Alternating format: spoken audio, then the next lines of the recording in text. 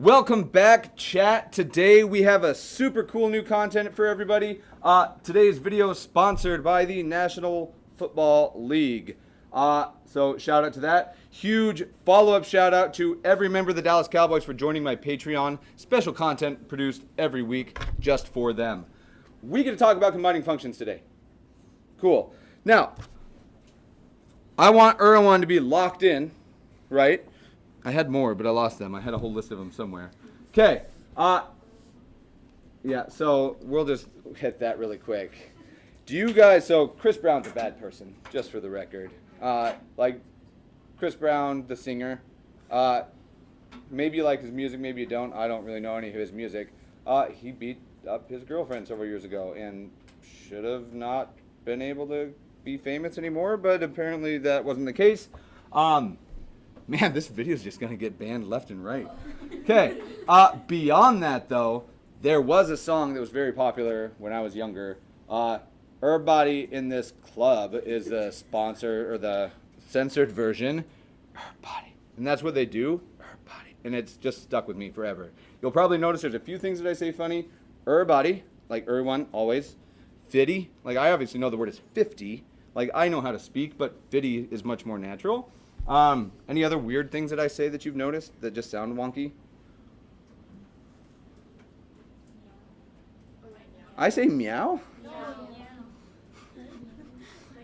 Nobody really commented on that yet. That surprised me. That's from Super Troopers, just for the record, if you've ever watched it. If anybody were to ever call me out when I say it, I said, do I look like a cat? And I make like a big deal out of it, but nobody's ever commented until just now. All right, so here's the deal. We lost my train of thought, so I don't, wherever that was going, it's gone. Everybody, right. Okay, there we are. Full circle. We're going to let two things happen. We're going to first be looking at the nicest possible combination of functions that you could make. I can think of 4 operations that are really just 2 operations, but we treat it as 4, that are super duper easy and you start learning them like initially. I can add more, mais, boom.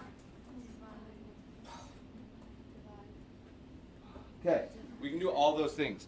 All 4 of those are examples of what?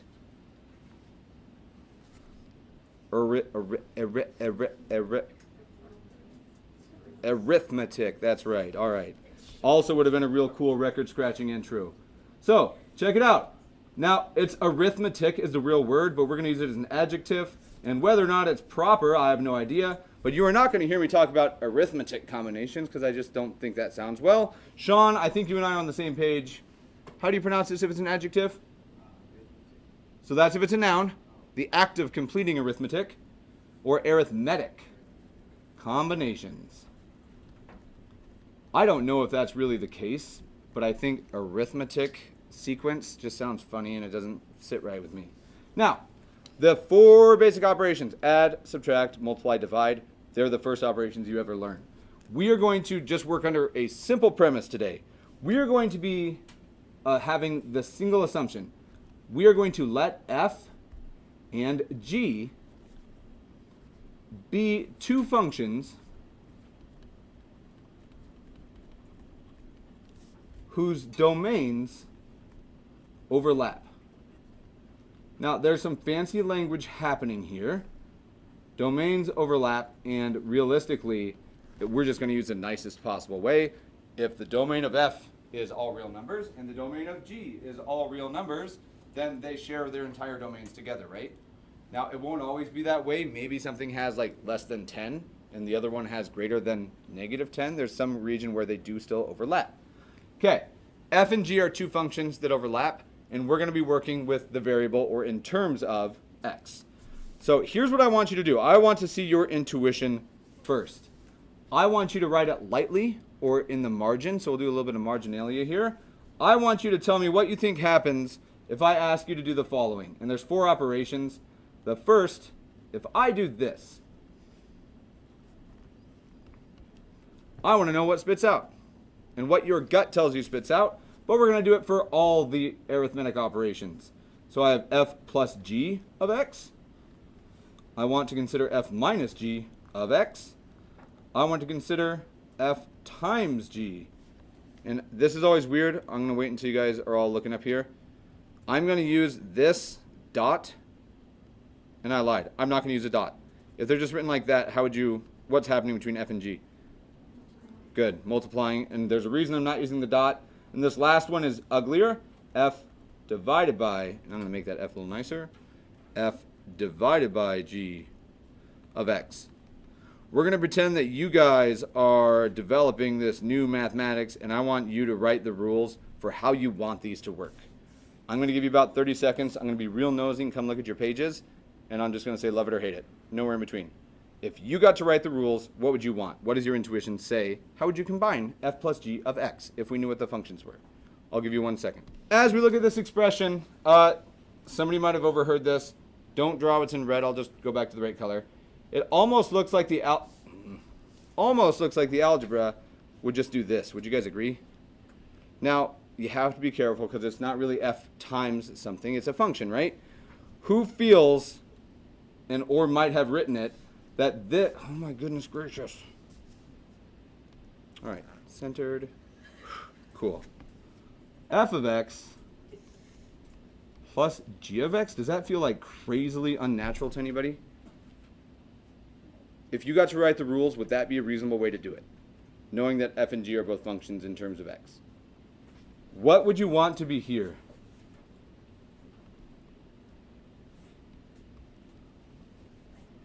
Minus what? G of x. How about this one? F of x. And here I don't mind doing the symbol. Times what? No cap. I don't think it works like that, but skibbity whatever. All right, the last one.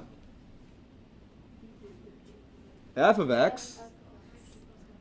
Instead of over, which I don't mind that language, divided by g of x. Okay, who here has heard the word caveat before? Not caviar, but a caveat. Do you know what it is? So, I don't know the formal definition. We're going to Google it because we're about to do some learning together. When I think of caveat, I think of here's this one little extra consideration that must be attended to, is in my mind, which that's a terrible definition. But there is a consideration here that must be attended to.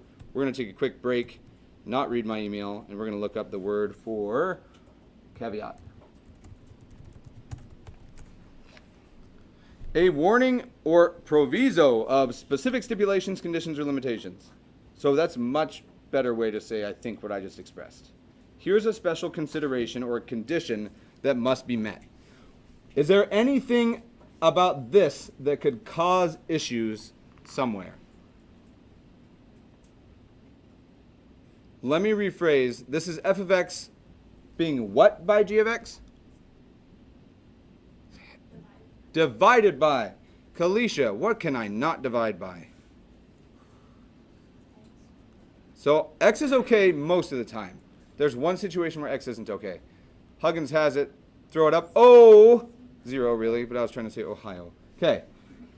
G of x better not and cannot be equal to what? Easy. Now, today is going to be a little bit different. You have all seen these, I think. Okay. Instead of doing just examples here, there's a non-arithmetic or transcendental operation that I want us to think of, that I want to look through and define, and then we'll just do 1 or 2 or 3 examples with all of them together so we can find it. Okay, so beyond that, we're going to take a little side trip, and don't draw this. This is just us talking. You do not need the picture. If I have this, that's a domain of, let's say it's f of x. Domain of f. And I run this through the function f, it spits out the what? Dang it. The range of f. This function is f of x. Are you guys cool with that? Now, again, you do not have to draw this, but here's what I want to pretend right now. I get numbers here, and it's possible that these numbers could be plugged into a different function. Do you agree with that? So we could think of this as being the range of f. However, I could also, maybe I want to think of this as the domain of a function g. And then whatever numbers are in here, I plug them in. And from g of x, we plug something into the domain, and it spits out the what? The range of g. And we could do this over and over and over and over. Are you guys okay with just that one? Okay. What's better than taking two specific and discrete steps? 3 is not better. 3 is less efficient. Go the other direction. One step is better than 2 steps. Gosh, it would be so handy if there was some sort of extra machine that did this. Right? Oh my gosh. Well, it turns out we just plug in f and it spits out f of x, and then we plug that into another function, g. Okay, well, why don't we just call this f of g of x? And all of a sudden, we can skip that step altogether. There are specific situations and a lot of economic situations where this makes sense, even modeling in biological sciences, which is what our example will be regarding today. This picture, one step makes it easier. That has a name. I said, and you guys said, whispered, f of g of x. That is the informal or less formal way of a different type of combination. It's not arithmetic anymore. Those functions are combined some other way. Does anybody remember the word of it? Okay, so easy, you will, or if not, then you'll be fine with it. We can also compose functions. And we can say compose, composition, or composing. I'm just going to call it compose functions. Now, pretty regularly, there are situations, and we'll see a bunch of them, where it makes sense to just use one function instead of doing two, because you can just shove them together. When we're looking at these, we have some specific language that I want to make sure that we can kind of lock in. The picture that I drew is a nice idea to think of how the mappings work, but I don't care if you really use the picture ever again, just so you know. As we look at this, composition of functions can show up in a few different ways. When composing functions, and I want a nice way to do this, the composite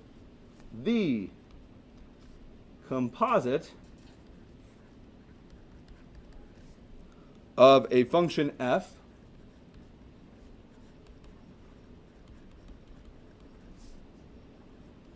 with a function g, we'll call it,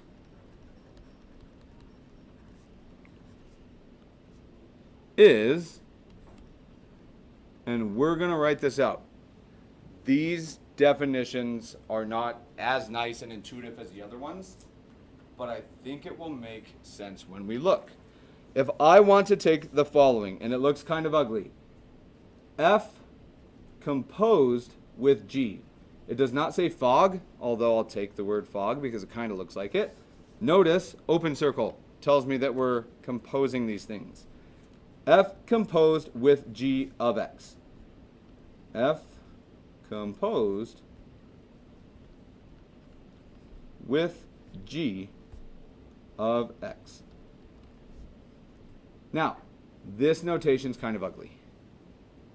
And it's a weird way to try to put this together, but we're going to use what's called the inside, and this is the language that I use, the inside and outside function. The way that this is written when we write f composed with g of x, who's closer to x? G, like physically, g is closer to x there. Would you guys all agree? G is the inside. Okay, g is the inner function. So as we look at this, you will start here most of the time. I do not like working from here. It makes much more sense to do f of, what's on the inside again? G of x. F of g of x. So here we go, f of g of x. Now, the very hardest question with these all the time, and we're going to use that picture again here in just a second. The very hardest thing of all this is saying what's the domain of it. And I'm going to make that picture again real quick. Well, we're just going to do it this way. The domain of some function, what's on the inside of this one, sorry? G. So the domain of G will map to the range of G, right? And I think I'm switching the picture, but that's okay. That will then become the domain of which outer function? F, and that will map to the range of that function f. That's the same picture, just simplified. I changed the order around a little bit. When we go here, the domain of a composition is always the hardest thing. So we're going to think this out. The domain of this function, the domain of f composed with g of x is, and I want to think this out. What's the inner function one more time? G, so G happens first. Now, domain, G has a domain of its own, right? And it has a domain that maps to here. So the first thing that we have to worry about when we're thinking about the domain is, what is the actual domain of my first function? G.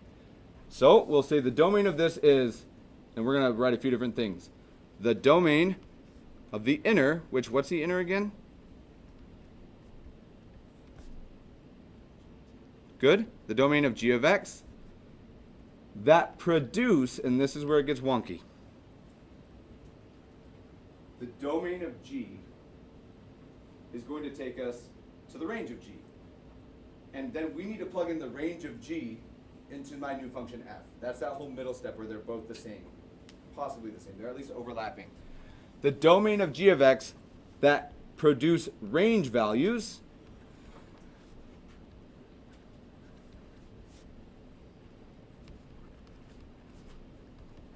that are in the domain of what other function?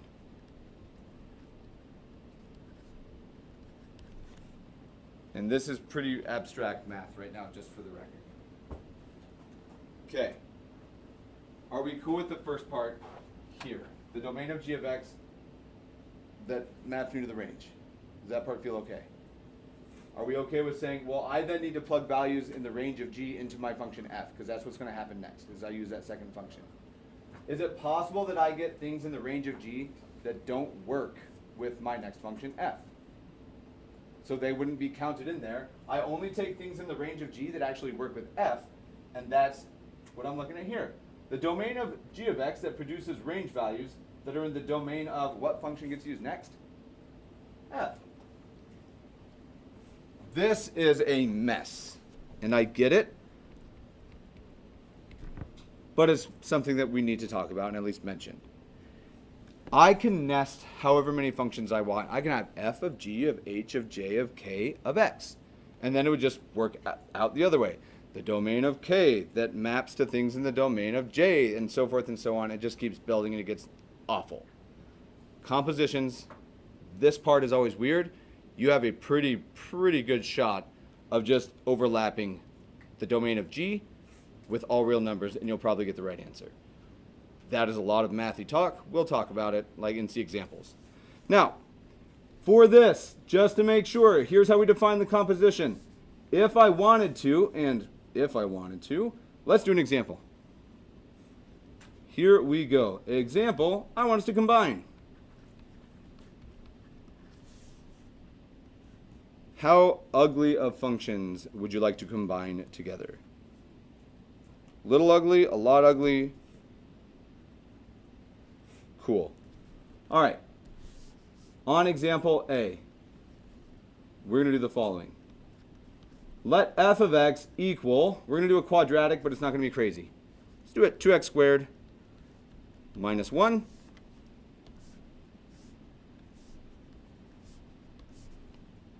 And I'm going to change colors here to make this as nice as I can. G of x, let's just have it be linear. 1 over, nope, nonlinear, I'm sorry, 1 over x. And this is perfect because it allows us to think about that domain thing. We have those two functions. One's a quadratic and one is an inverse or a reciprocal function. Okay, I'm going to ask you to do like 5 things right now, at least. And we're going to just work them together. Part 1 of this problem. I want to find all the arithmetic combinations. Find, and I'm going to switch back to not red just so I can color code everything. Find all arithmetics. All arithmetic combos. Now, we're not going to do literally all of them because there's a lot more than you probably think of. But we listed how many arithmetic combinations right off the bat? 4. Let's just do those 4 that we've listed. Did we ever write down g minus f? No, but that's an example of subtraction. What are we doing first? What minus what? Fern, I didn't call on you in physics. Which combination do you want to do first? F plus g of x. Good choice. F plus g of x. This is the easiest one that we can get. I'm going to ask that, especially while we're learning these for today, you actually take the time to expand it one step further to make sure that we can see what really happens. This becomes what plus what? By definition, and I'll give us the first part, it's f of x plus g of x. Super crazy yet. Okay, man, gosh, too bad we don't know what those are. Oh my gosh, we do. Look at that. Cool. Weird how that worked out. All right, what's f of x? 2x squared minus 1. Now, you likely will not add parentheses. I'm going to hold off on doing it here because maybe we don't need to here. Plus what? 1 over x. Do they combine? Do we have anything left to do then? No, not even a little bit. Hard? Okay, now I want you guys to do this one for me. Number 2, or I guess the second part of it. I want you to do f minus g of x.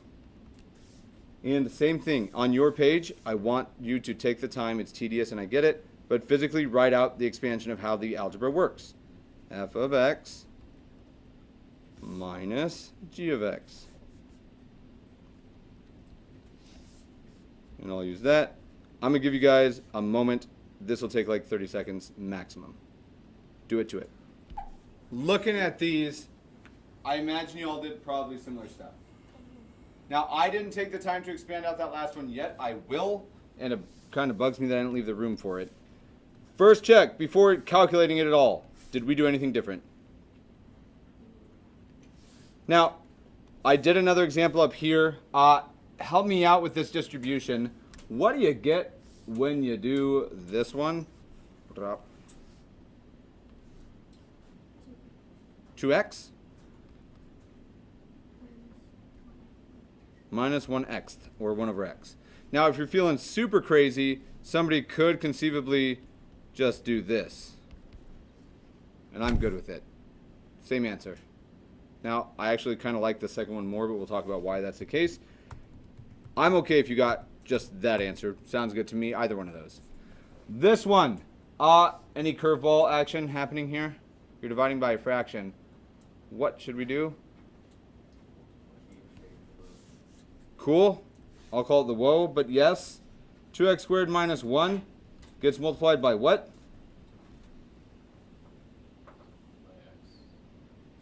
X. Now it's x over 1, but it's just x. Okay, and then is it worth distributing, you think?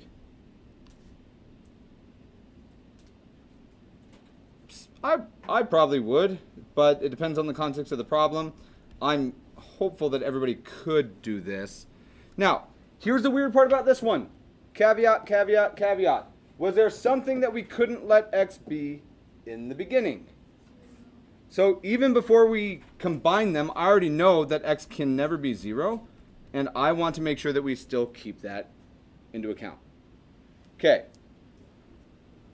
Basic arithmetic combinations feel okay or feel awful? All right, here's my beige flag. Right? Okay. I don't know if that one's really Gen Z. That's just kind of a... You guys have heard it, I assume? Okay. Would you call that a Gen Z slang, or is it just beige flags? Okay, here's my concern. And this is the same sort of problem, just a little bit more complex of functions. Where do you think somebody might get goofed up here, Sean? Where am I concerned about somebody making a mistake with this combination over here in the top right corner? Any idea? Yeah. If you guys follow along with this, I want you to identify what I hate about this. Because I just plugged in h of x minus k of x in that situation. But I'm wrong. And I'm wrong in a real bad way that's going to destroy everything I've done. You can go get more if you will, if you don't mind. What did I do wrong? Louder, Sean. The parentheses matter. Did they wind up mattering on this first one? Not even a little bit. This one, do they matter? A whole lot of it. Very different problem. You have to make sure that we put the parentheses so that whatever you're subtracting is actually everything that's supposed to be subtracted. Alarm bells should go off in your head when doing subtraction with anything. Same thing as plugging in negative numbers into a function. Add the parentheses, don't let it destroy you. Okay, basic combinations. Feeling good, I hope. Let's get less basic combinations. Do you want to work with the same functions or do you want to make two new ones?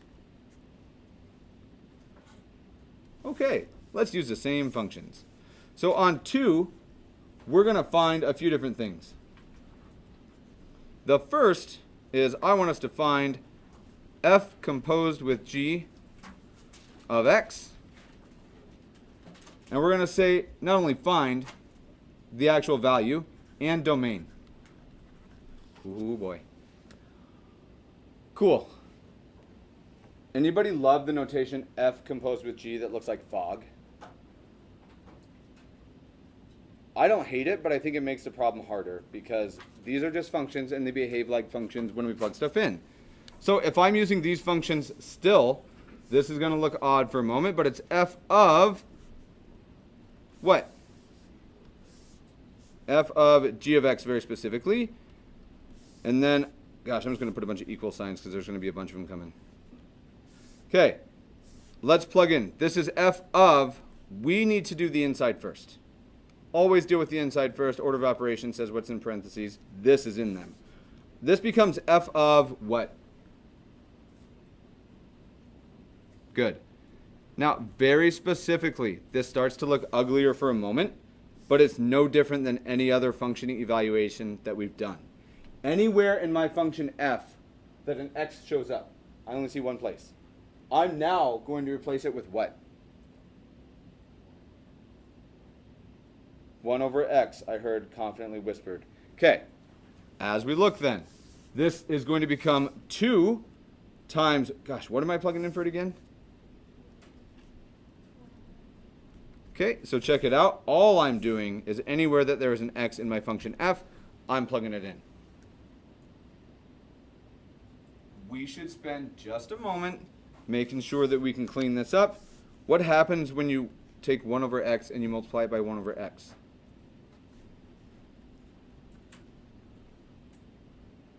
One times 1 is still 1, and x times x is x squared minus 1. In case somebody looks and goes, what? I just squared this. 1 over x squared is just 1 over x squared in the end. And then you could stop here. I would probably take a minute to call this 2 over x squared minus 1. Okay, here's the big moment. First thing, before we do anything else, yay, nay, somewhere in between.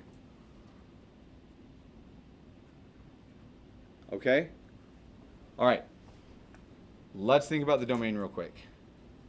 What is the domain of g? Are there any values in this function that just destroy it?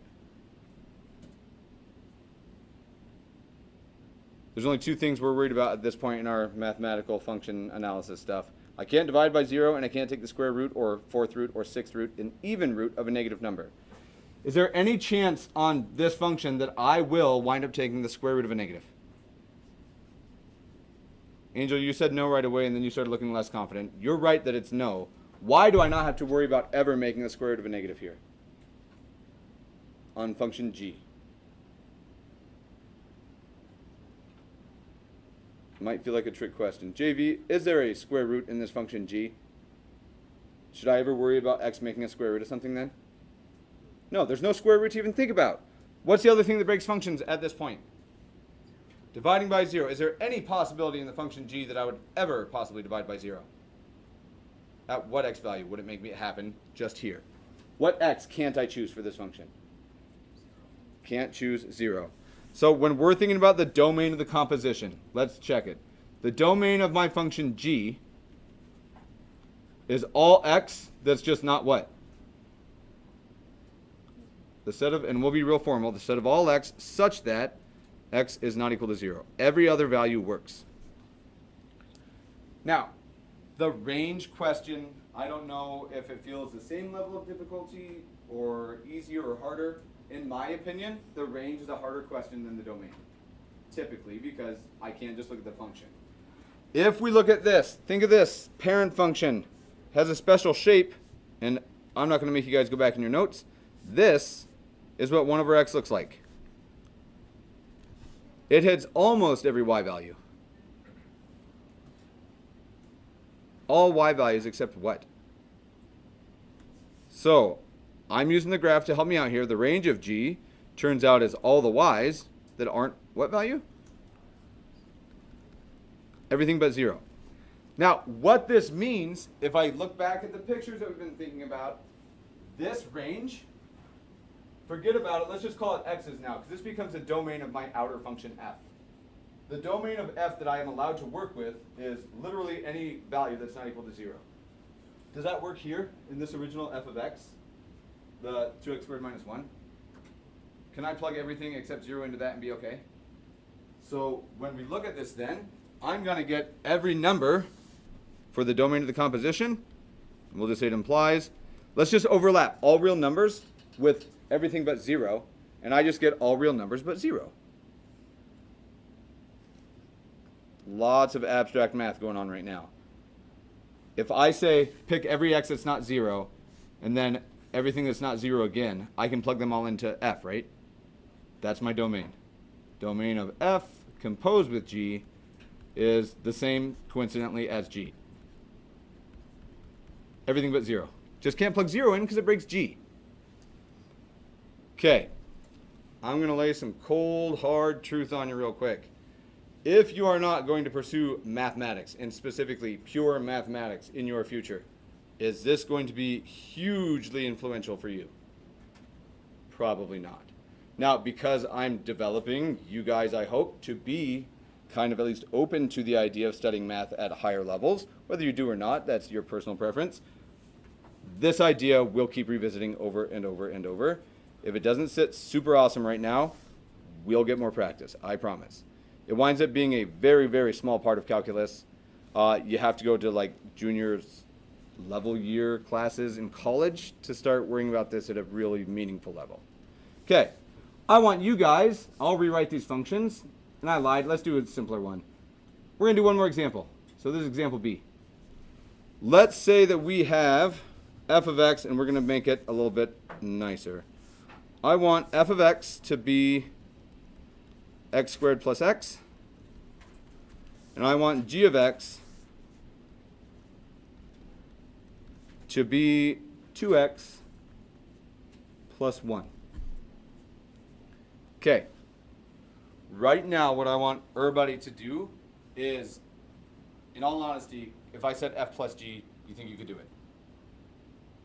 Could you do f minus g? Could you do f times? And f over?